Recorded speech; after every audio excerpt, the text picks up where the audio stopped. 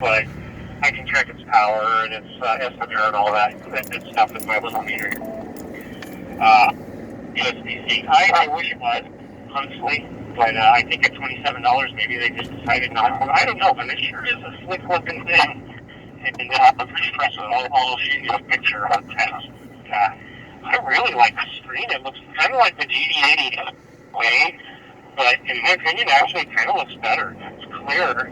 And I'm just mainly going to have it for not only if I'm running around town, but it's good. I'm not taking out my super expensive. Yeah, that's a good in the car.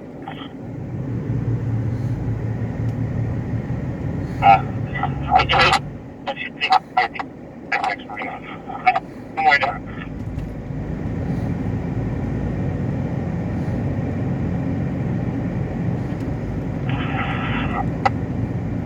Yeah, I'm not opposed to regular batteries as long as the charge comes up into a USB. Which I've got, it's that way. It's irrelevant. It's got the charging cap, but it somehow it charges pretty fast. That way I can plug it in, in the car. I just don't want to have to and stuff for something that's worth it.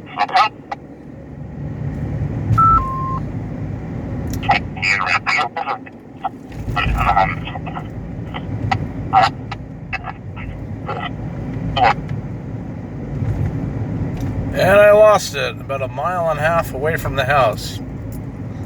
7-3 Todd and Seamus. Have a great day, guys.